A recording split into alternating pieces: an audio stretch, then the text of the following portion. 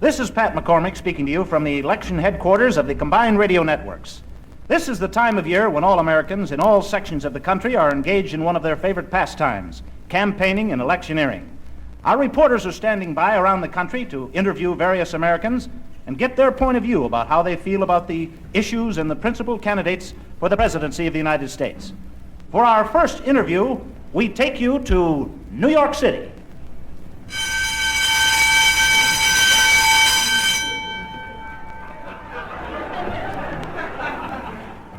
Good afternoon. This is Allison Frobish. In this election year, what is this next generation thinking? To find out, we're going to talk to Mr. Melvin Gohard. I am standing outside his high school, and Melvin is in front of me on his motorcycle. That's quite a motorcycle you have there, Melvin. Thanks, baby. Man, you're something else. You're music. I dig older chicks, man. I got a thing about old chicks.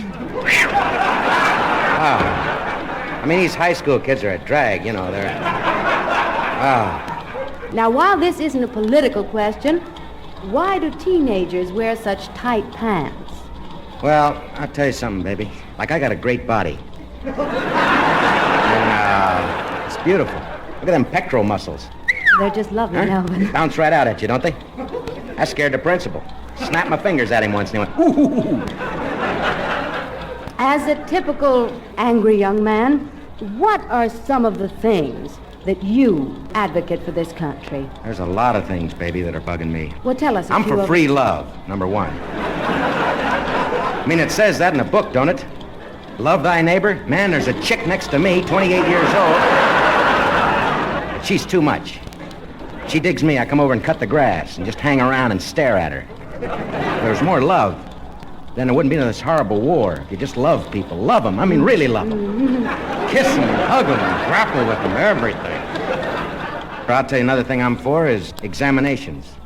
That's a problem with a lot of young people. You talk about pressure, man. Adults. My old man comes home from the office, always shaking up the old lady, saying, I'm under a lot of pressure. He forgets about me. I'm under a lot of pressure. It's from mental work, working in school, honey. Man, they're telling you, you gotta have grades, you gotta keep up, you gotta be good, you gotta be great, you gotta be this, you gotta excel, you gotta be a perfectionist, you gotta be first all the time. Now, if we had a little sedation, you know, to carry us through heavy examination periods, to give us a few tranquilizers to kind of let you say, yeah, I know that question. I have some other things I wanted to talk about. For instance, hair curlers for teenagers. Gotta be able to wear them in a funeral parlor. Or to stand up, man, in a convertible with nothing on, just facing the wind, and kind of just go through 3 or 4 lights saying, ah. Is that too much, baby? No, I'm sure that all America is terribly interested in this. They love me in the mobile station. As a teenager, where, Melvin, are you headed? Well, I'll tell you, baby. I hope you'll jump on the back of this grasshopper. Because I'm going to cut in a few seconds, and a bunch of us are going to form a phony police escort. Okay?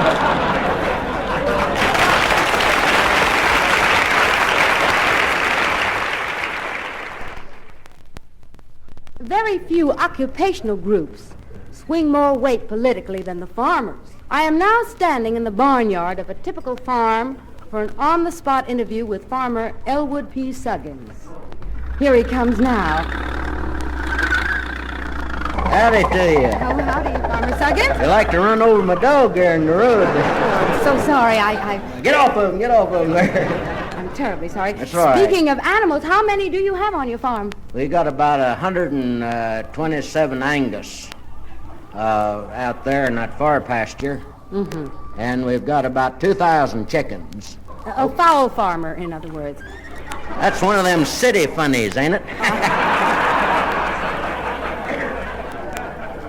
I was so curious to know how long your family's been on this farm, sir. Well, let's see. There's been about 3 generations of people, I guess, been on this farm. Oh, that's very impressive. My great-granddad come here. My granddad, my dad, and me have farmed this ground. We can't get a damn thing to grow. That's the reason we turned to fowl and chickens and ducks and cattle. We can't get anything to come up out of the ground. The government pays us $25,000 just to watch the ground and...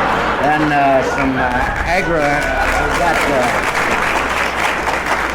we've got some guys, some young boys from the, I believe that was one of them now. that's my son there. Look at him over there. He'll run out of that little house pretty soon, watch him.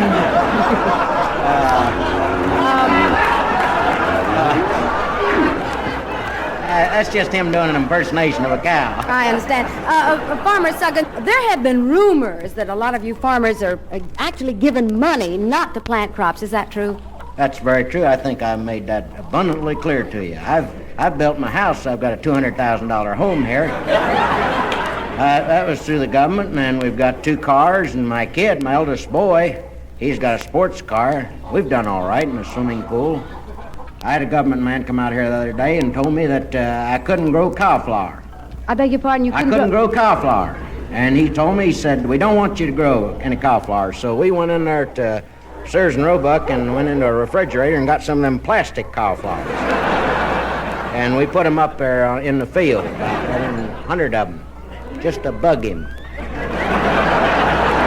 Yes, I would like to farm every once in a while just for the hell of it.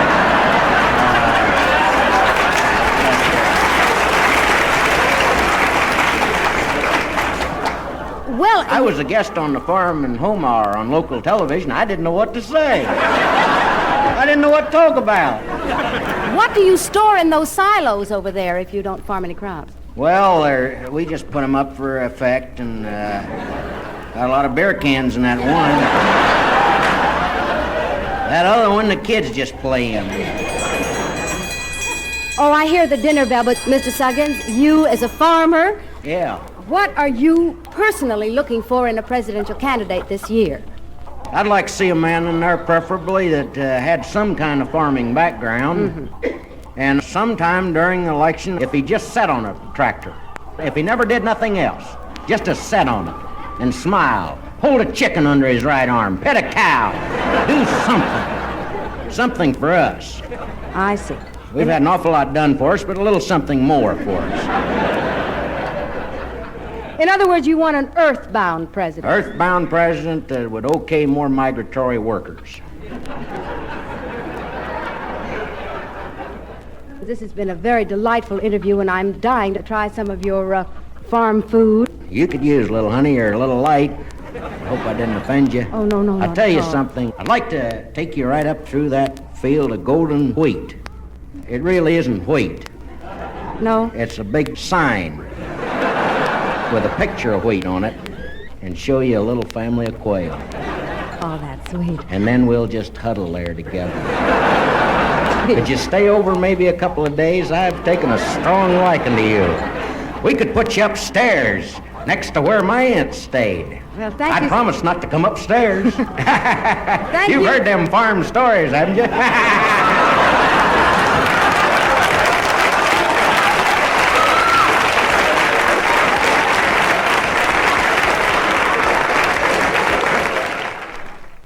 Of extreme importance to any presidential candidate who wants to win is what the American housewife is thinking.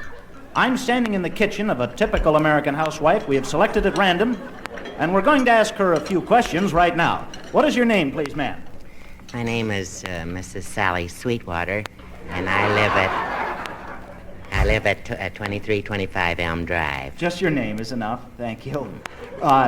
Now, what does your husband do for a living, Mrs. Sweetwater? May I ask this first off? Certainly. How did you get in my house?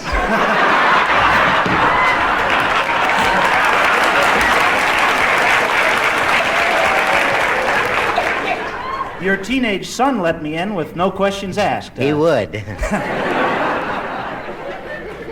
Now, may I ask you, Mrs. Sweetwater, you don't mind my being here, do you? No, and not now. What does your Would husband you like do? to sit down near the knotty pine pillow with the Niagara Falls on it? Well, thank you. Thank you very much. Very comfortable. What does your husband do for a living, Mrs. Sweetwater? We just want that background. He's a part-time insurance salesman And what does it do the rest with of the the time? Eagle Life Insurance Company. And I see. The rest of the time, he just thinks about work. I see. Does he travel a lot? I notice he doesn't seem to... I very rarely see him, but we get checks. Well, now, To get down to what we're here for, Mrs. Sweetwater. Yes, what are you here for? We want you as a housewife to tell us answers to questions such as this. What do you look for in a presidential candidate? What do I look for? Yes, as a housewife. Of all the people in this block, you came to me. You were selected by... I look for a beautiful man, not only outside, but inside. Preferably married, has children. I think that's important. A single man in the White House, I feel uneasy. A God-fearing man. Not afraid of God, but if he does bad, God will get him. God will get him. Yes. See. Are there some other qualifications you'd like him to have? I think, too, that he should dress nicely and shake all the people's hands. And I think, too, that his wife, I think that she carries a tremendous burden. Yes, we'd be very interested to know what you would like her to be like. Oh, I think that she should be, if possible, pretty and sort of pudgy, dumpy, maybe. And I think that she should be able to smile night and day. Any social graces you Oh, like? I think that she should be able to, organize dinners and tell jokes to foreigners. And, Tell jokes to foreigners. Yes, I they see. like that. The dignitaries Sure. from other countries. Yes. Uh-huh. And have an endless amount of children. I see. Just in bed a lot. Well, Did that frighten you, that last statement?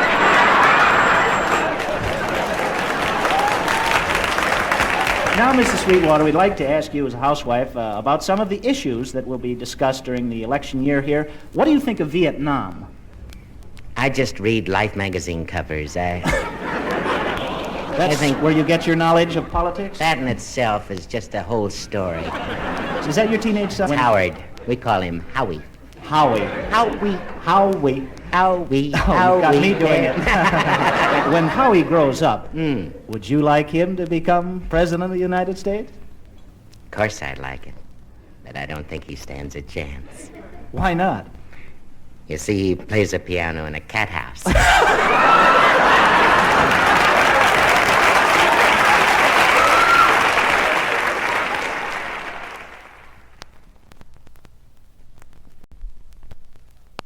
I'm standing now in the hushed, hallowed halls of a very exclusive men's club. We are about to hear from a man who typifies a prominent segment of the political scene. The man with me is Mr. Tick Biddeford, who speaks for ultra-conservatism. A man who one newspaper characterized as being a little to the right of Louis XIV. How do you do, Mr. Biddeford? Shall we be seated, sir? Welcome to the club. This is one of the oldest clubs, in the city. Fred, you want to bring us a little gin and tonic? Would you care for a little touch? No, thanks. Not while I'm working. Forget it. Fred, bring two anyway from me. Well, how do you feel about disarmament, Mr. Biddeford? I think what we've got to do is go one way or another. Either arm ourselves to the teeth, or just get one great big bomb and hold it carefully. And I see. What about the Navy? Should we have a Navy? I think that most of our naval ships go into harbors all over the world, right? That's right. I think a thing that frightens a lot of foreigners are the guns on the ships. If we took those guns off and just sort of sailed in quietly, Tore all the guns off the took ship. the guns off the ship. I'll have another gin and tonic for you. What do you feel about Texas? Well, I think that the people have been taxed to death. And taxes is a hard word in any presidential year. The thing is that income taxes, we've got to make some major cuts there. I think that they've been taking the bite out of the big guy too much. Uh-huh. Guys like myself. May I ask you a personal question, sir? Of course. How much are you worth? About $16 million, I suppose. 16 million. With Standard Oil, New Jersey, hoping that stays as it is. Would you be willing to give some of your possessions to poor people? My God, I've given a lot to poor people already. How much more do you want me to What give? did you give them? Well, I gave them a recreational park, and we give to any number of organizations. I see. Most of them poor. Well, I just heard that you... I don't know of any organization that really isn't crying for money today. I mean, Well, I heard that you played polo so much. I do play polo, and we sent a number of my ponies to a depressed area the other day.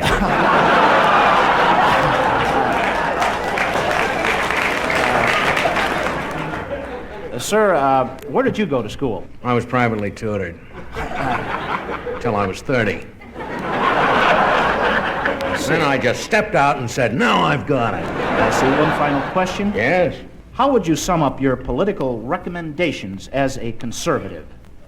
I would say this. I think that every man, woman, and child should carry a 45 and a prayer book. Pray to God that we're doing the right thing. Thank you, Mr. President.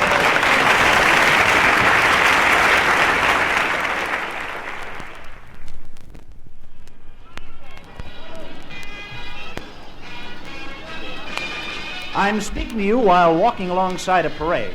Next to me in the parade is Mr. Lance Loveguard, a man who speaks for the extreme liberal point of view. Mr. Loveguard, does this parade symbolize one of your liberal causes? These, I think, are just a bunch of beautiful people trying to say something.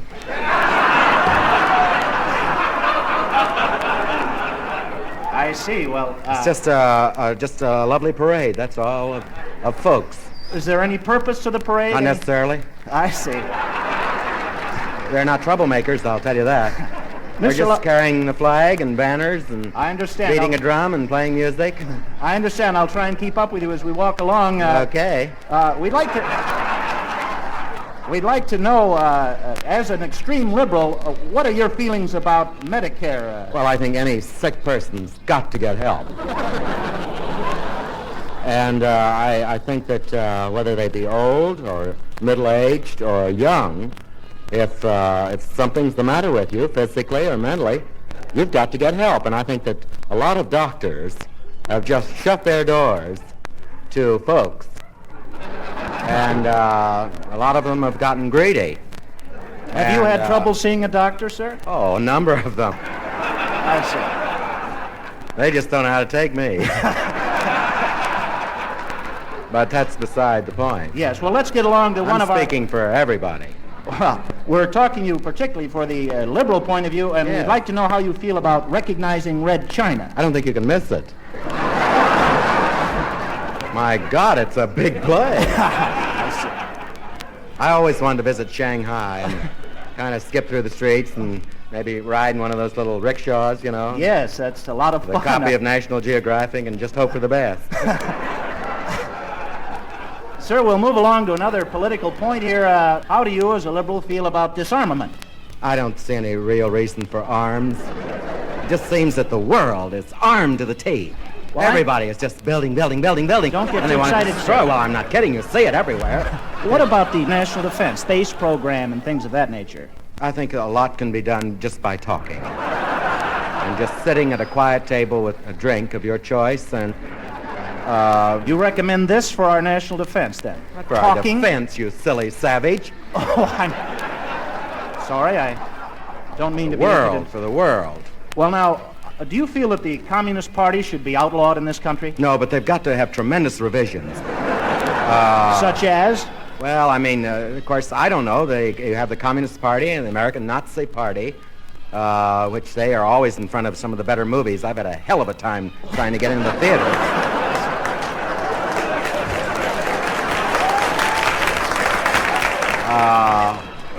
Then the Ku Klux Klan is a wild group. I don't know what they're doing in those crazy sheets. A lot of these groups have got to be looked into and Mr. put on a Lockhart, permanent playground of their own. would you mind my asking the people at home, of course, they can't see us, what is that step you're doing as we're walking along? I'm just sort of tiptoeing. What is Why, are your- you making fun of it? No, I certainly not, sir. I bet you sense that I'm rather effeminate, don't you? No, sir. Not at all. I've got a hell of a tattoo on my right arm for World War II. Well, you're quite well built. Okay, you better believe it. One Roger. last question, if I may. What would you say sums up your position as a liberal? I think this. I would like to see just sort of the whole world in false faces. In false faces? In false faces, and sort of a tremendous Mardi Gras, so that it would sort of lighten the burden of reality. Thank you. Thank you, Mr. Lowe.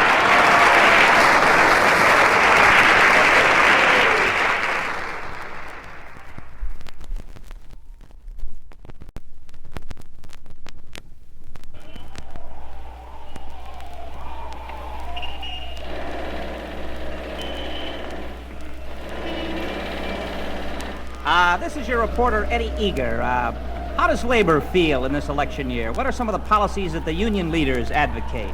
Well, for that story, we're about to talk with one of labor's most powerful leaders, Mr. Billy Bigbody.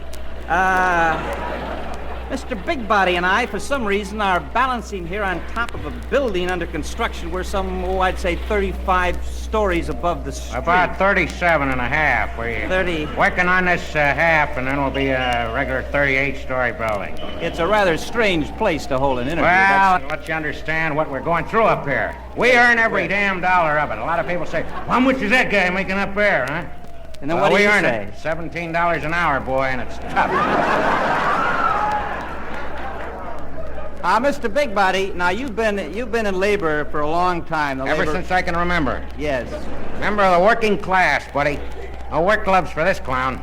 Well, that's what I want to know. How did you become a warlord, let's say, of the blue-collar people? See these two fists? Yes. That's the starter. All Two right, fists? true. That's right. You got to fight your way up the top. I'm still fighting. I And suppose I you wouldn't mean- have missed it for the world. Life is one big fight. I'm not bitter either. Well, Mr. Bigbody, now, what's the difference in the conditions of labor today as distinguished from years ago? I think there's all the difference in the world. When I started out, we were making about a nickel every other day. And I think that's a difference in itself of today of the $17 an hour I spoke of. Times have changed, thank God. I tell you, some of the things that I have fought for, just with my group of boys, I think they should have carpeted factories. Oh, there's nothing like standing on a steel floor, watching a little set screw turn slowly. You'll lose your mind over that. And I think a carpet can ease the pain, and the pain. Well, isn't certainly that a on your- little silly? I mean, to have a carpet where you I have... bust you in the mouth. But we happen to be up. Another thing is, I think the right to have your family watch you work. I'm always getting it at home. The little lady is saying, what are you doing down there? Well, let them come down and see. Let them come down and see what we're doing, by George. Another thing, we ought to get a 12-cent raise on everything that's sold. Well, how would that work? I don't understand. I don't either. There's some clauses that I'm not familiar with. Mr. Bigbody, you know, one of the big problems that everybody knows is automation. Now, Certainly is, and it'll never take man. Never. Not as long as I'm alive, it'll never take it. How do you intend to cope with automation? All right. My question. I sensed you were trying to get that. I would cut it down to 4 hours a day at work. First hour, we shake hands. The second hour, we watch the machine. The third hour, the machine watches us. The fourth hour, we go to the church of our choice and wait. Thank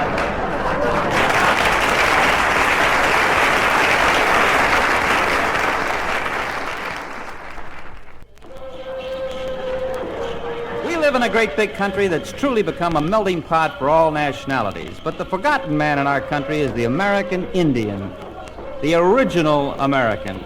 So for an insight on the Indians' feelings in this election year, we've come to the Watanga Indian Reservation for a talk with Chief Crying Trout.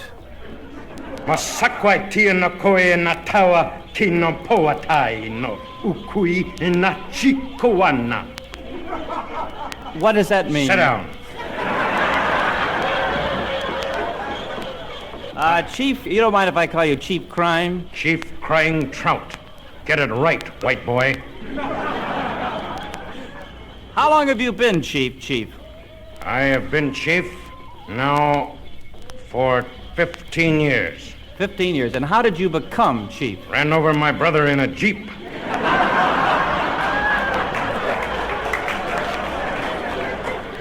Well, Chief, as a spokesman for the Indian of America, what are some of the things that you would advocate to improve your conditions?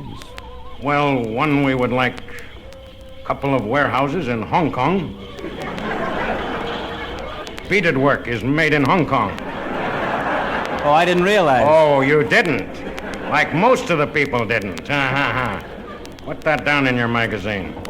Any other improvements outside of that one, sir? Aluminum teepees, like a good hot tent, where a woman can sit and meditate with men. Many moons come in the land of the white eyes, and we shall listen, my son. It means nothing, but it sounds...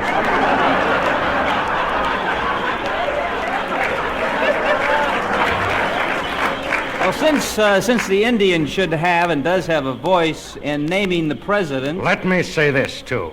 One thing I would... Excuse me for, how do you say, interrupting. I study in mission school. A lot of good it did me. Ask the people, your people, not to drop too many yellow boxes around our sacred memorials. Do that for me. I certainly will if I have the power. No, you won't. You just say that while you're here. Once you get on the bus, you say, arrivederci,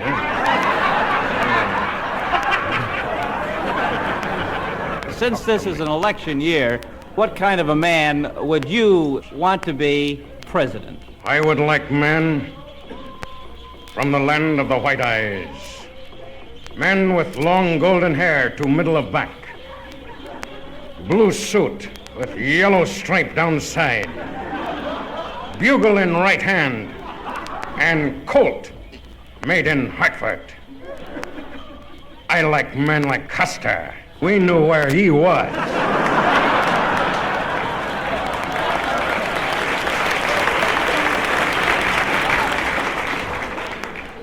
Chief, why do you think that the Indians lost the war with the white men? Booze. Not enough firewater. Put that in your magazine, too. If there were one thing that you and your people could want from the American government, just one wish granted, now what would that be? Just give me and my people 5 minutes with John Wayne.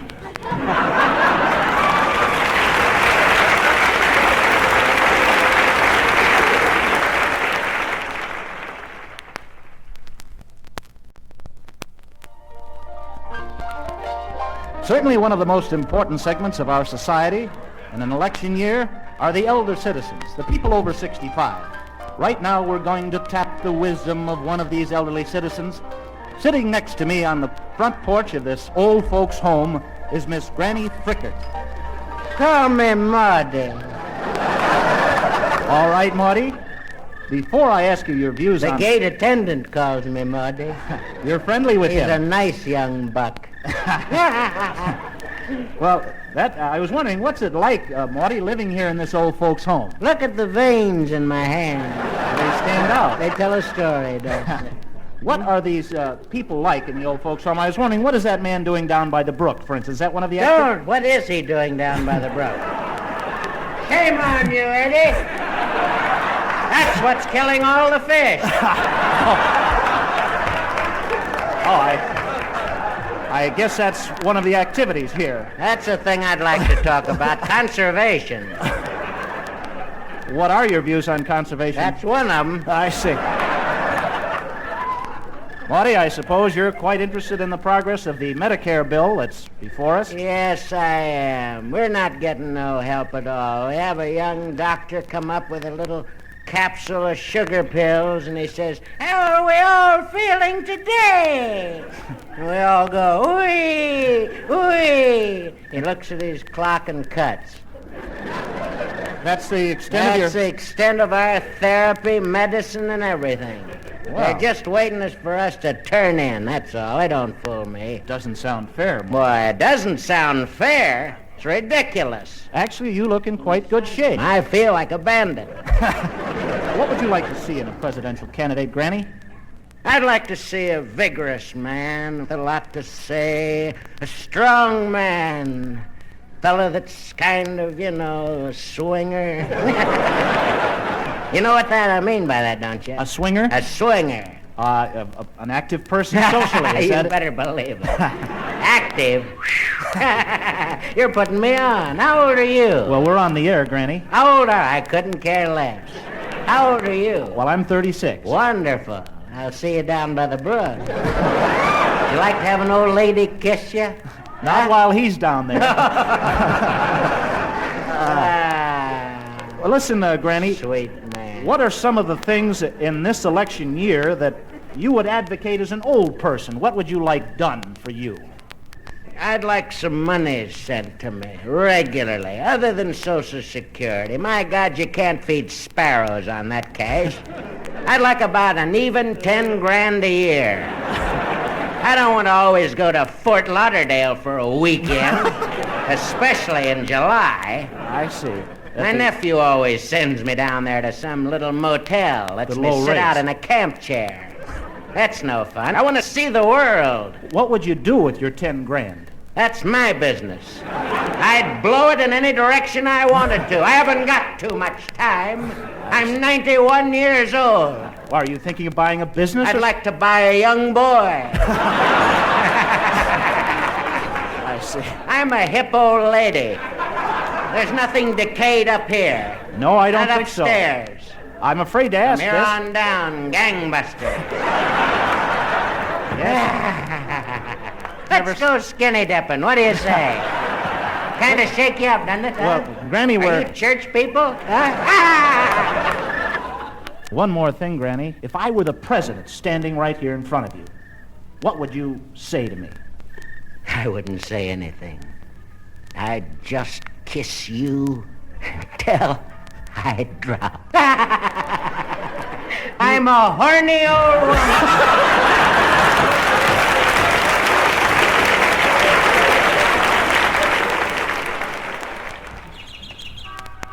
It is with a great sense of pride and reverence that we refer to the man with whom I am about to speak. He is a former president, a man to whom young and old alike come to for advice and counsel, the sage of the park bench, Mr. Price Boothcourt. How are you today, Mr. Boothcourt? Just fine. See. What a beautiful day it is. I see. I always love to come to the park. Yes, the pigeons seem to know you here. Yes, I feed them Now, poison. you've been in politics a long, long time, sir. We'd like to ask you about some of the former political leaders that you've known personally, such as Chester A. Arthur. What kind of a man was he? Chester A. Arthur was one of the finest men to ever walk down the path of life. Is that a picture of him you have on the front of you? Now, a Sweatshirt with his name on it. Chester A. Arthur sweatshirt. Yeah. I- Unusual for a former president to wear. You ran for president many years ago, and how would you say that campaigning way back in your old days compares with campaigning today? There's no comparison. My whole campaign cost $2,700. Why, they spend that at toll stations now. Yes, with the motorcades. Why you have to be a rich man to run for president? Well, as a former president, sir, what advice would you give to the new president when he's elected? I don't know. Other than to tell him just to sit tight. Don't say too much. Hope for the best. Do you think that's enough to go on? No, but that's what kept me going. I just never said too much. I never debated and made too many speeches. I just prayed. What about debating on television? Would you do that today? No, yourself? I wouldn't do it. Why I is wouldn't that? even talk over radio. Well, now, I notice you have a banner here with your own name on it. You're I certainly... still hope that they'll ask me to run. Ask you to run? sir? Why not? The country asked me 45 years ago to run. They said, we want Price. The price is right. Price is right. That's what they said. The catchy price slogan. is right. And we carried that on every train Sir, and every car Sir? into every community Sir? and home. do you honestly... Why, I Sir, never- do you honestly think that you could run for president at this day and age? The only thing that's holding me from running What's that? in 1964 is that I'm mentally incompetent.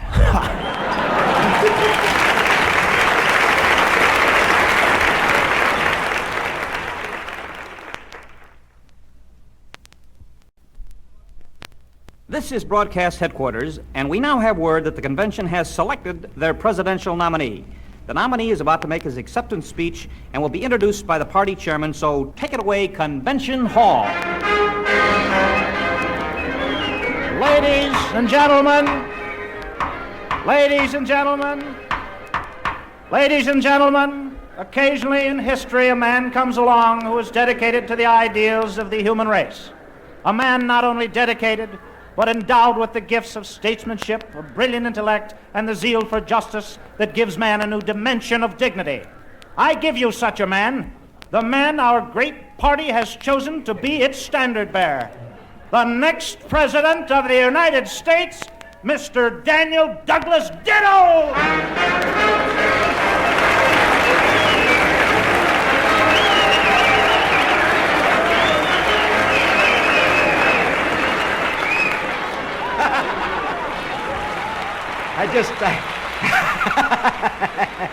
I can't believe it. I just can't believe that you people nominated me for president. What did you have in mind? What were you doing? I wouldn't make a decent paperweight. Holy mackerel. Well, what can I tell you other than I have a prepared speech here. Fellow Americans, we are engaged in a great war for peace. We are going forward with our banners unfurled, with our swords put away, but by the same token, at our side, or sides. I don't need this anymore. I'm speaking now directly from my heart. We have a fine country. Not only a fine country, but a fine bunch of folks.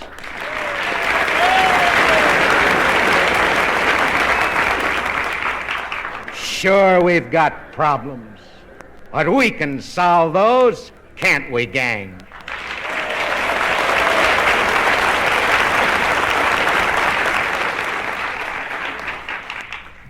As you can well understand, in this political game, everybody must have a partner.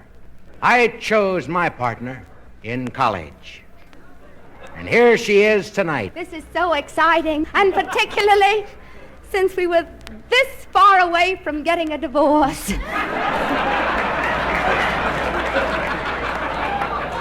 Sorry I told him that, Puffy. Puffy and I were drinking while we were watching from our hotel room, weren't we, Puff?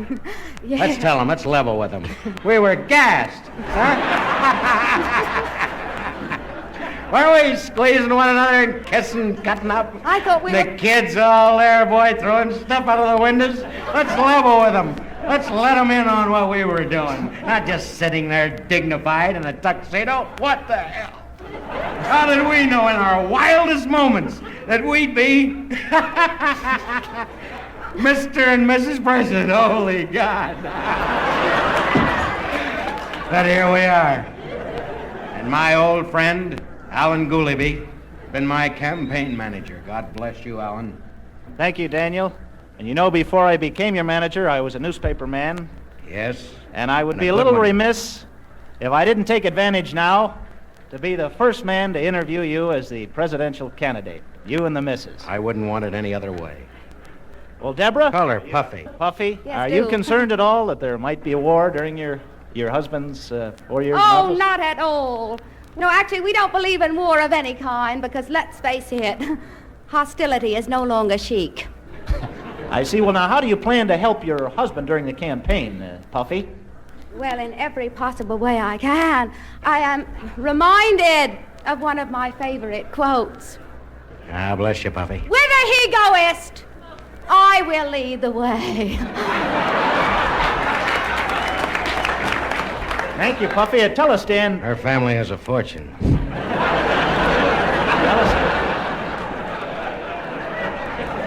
Dan, I don't like to throw you a curve here in front of the convention, but to get this nomination, did you make a few enemies? Did you have to step on a few people, Dan? Almost a nation.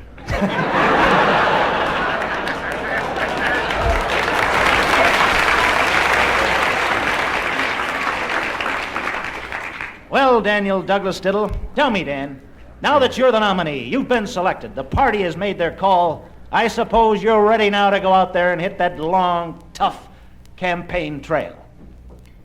On the contrary.